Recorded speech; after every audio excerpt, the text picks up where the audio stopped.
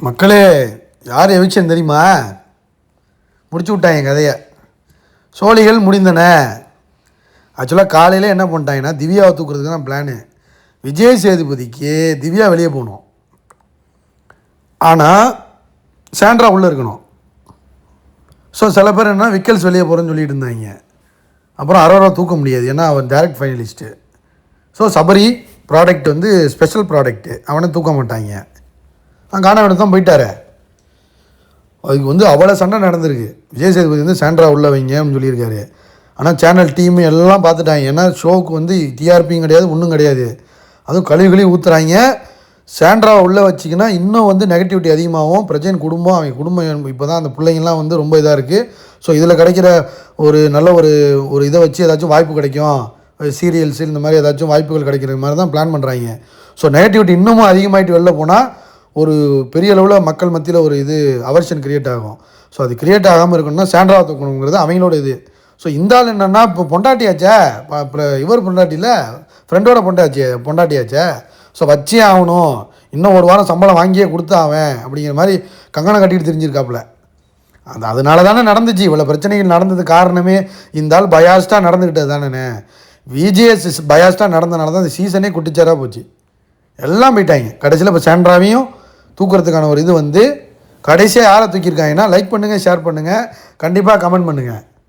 Big pass Tamil season 9 எல்லாரும் யார் வெளியே போகணுன்னு நினச்சோமோ, நடிப்பு அரக்கி கிறிஸ்டபர் மூஞ்சி,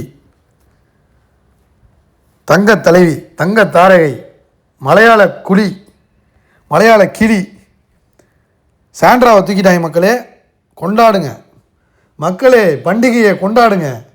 பாரு ஃபேன்ஸ், கமுரு ஃபேன்ஸ் எல்லோரும் கொண்டாடுங்க. அதாவது பிக் பாஸ் உண்மையிலே வந்து கேமாக பார்க்குறவன் எல்லாம் இதை கொண்டாடுவீங்க. இந்த நாடக சீரியல் கும்பல் இருக்காங்க பாருங்க, சீரியல் கும்பல் வந்து இதை கொண்டாடாது. ஏன்னா அவங்களுக்கு சீரியல் பார்த்து பார்த்து அழுவணும். 4 பேர் அழுதாதான் ஐ வாண்ட் மோர்னு அழுவாங்க. ஸோ அழுகுற கும்பலுக்கு இது வந்து ஒரு டிசப்பாயிண்டடாக தான் இருக்கும். ஆனால் பிக் பாஸ் கேமை பார்க்குறவங்களுக்கு இது ஒரு கொண்டாட்டம் தான். ஸோ உண்மையிலேயே கடைசியாக வந்து நல்ல டிசிஷன் எடுத்திருக்காங்க. இந்த டிசிஷனில் ஏதாச்சும் மாற்றத்தை மட்டும் கொண்டு வந்துடாதீங்க மக்களே. விஜய் டிவி கொந்தளிச்சிருவாங்க. சாண்ட்ராவை அடுத்த வாரம் ஃபுல்லாக போட்டு கழுவி ஊற்றுவாங்க. பிரஜைன் வேறு உள்ளே வந்தான்னா குடும்பத்தோடு வச்சு கழுவி ஊற்றுவாங்க. ஸோ பிரஜைனை உள்ளே வர விடாமல் பண்ணிட்டாங்க. பிரஜைனும் சாண்ட்ராவும் சேர்ந்து ஜோடியாக உள்ளே வருவாங்கன்னு நினைக்கிறேன். அடுத்த வாரம் ஜோடியாக உள்ளே வந்து ஸோ ஒரு செலிப்ரேஷன் பண்ணிட்டு போவாங்க தான் நினைக்கிறேன். மற்றபடி வந்து ஒரு நல்ல நோட்டில் ஒரு மாதிரி அந்த மாதிரி தான் முடிக்கணும்னு நினைக்கிறேன். பிரஜைன்னு சொல்லியிருப்பாங்க கண்டிப்பாக, நெகட்டிவிட்டி வேண்டாம். ஸோ தூக்குறதுனா தூக்கிடுங்க, தூக்கிட்டு வந்து ஒரு நல்ல ஒரு எண்டிங்காக இருக்கட்டும் எங்களுக்கு. ஸோ இது ஒரு கெட்ட பேரோட வெளில போக வேண்டாம். சாமி கடைசி வரையும் கொண்டு போயிடாதீங்க. பெரிய அளவில் வந்து என்னென்னா, இந்த நடிப்பு அறைக்கையோட நடிப்புனால இதெல்லாம் நடந்துச்சு. எனக்கு தெரிஞ்சு இந்த குடும்பத்துக்கு ஏதாச்சும் இந்த விஜய் டிவி பண்ணணும்னு நினச்சிருந்தா சாண்ட்ரா வெளியே தூக்கிட்டு பிரஜைனை உள்ளே வச்சுருக்கணும். அழகாக ஃபைனலிஸ்ட் வந்து டாப் 2 வரைக்கும் வந்துடுற அளவுக்கு வந்து ஒரு கேம் இருந்துச்சு அவர்கிட்ட. அந்த ஆளை பிடிச்சி ஈகோவில் தூக்கணும். இந்த ஆள் விஜய் சேதுபதி அந்த ஆளையும் ஈகோவில் தான் தூக்கணும். பிரஜைனை நம்மளை எழுத்து பேசிட்டான், ஒரு வாரம் வச்சுருந்து அடுத்த வாரம் தூக்கணும். சாண்ட்ரா வச்சதுக்கு அவனை வச்சுருந்துருக்காமடா. என்னடா கேம் ஆடுறீங்க நீங்கள்? அவன் வந்து அவனுக்கு பிடிச்ச கண்டஸ்டன்ஸ் எல்லாம் உள்ளே வச்சுட்டு, சொம்பு தூக்குறவன், சால்ட்ரா போடுறவன் எல்லாரையும் உள்ளே வச்சுட்டு, அப்படி பார்த்தா வந்து நீ சென்டிமெண்ட்டு ஒரு நீடிக்கு பண்ணுறதா இருந்தால் ஏன்டா சுபிக்ஷா வைக்கல? ஓட்டு இல்லாமல் ஏன் சுபிக்ஷா வைக்கல? பிரச்சனையாச்சும் வச்சுருக்கலாமே சாண்ட்ராவை தூக்கிட்டு.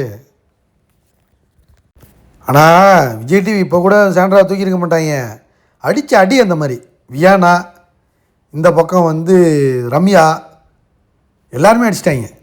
பிரவீன் ராஜ், அப்சாரா, பிரவீன் காந்தி வந்தவன் எல்லாரும் தூக்கி போட்டு மிதின்னு மிதித்தது யாருன்னா ஸ்கேண்ட்ரா, அரோரா வந்து டிடிஎஃப் கிடைச்சனால தாங்க தப்பிச்சா. இல்லைனா அரோரா தான் அந்த வாரம் தூக்கியிருப்பாங்க. போட்டு அடித்த அந்த அடி அந்த மாதிரி. ஆனால் ஓட்டிங்களே வரலையே.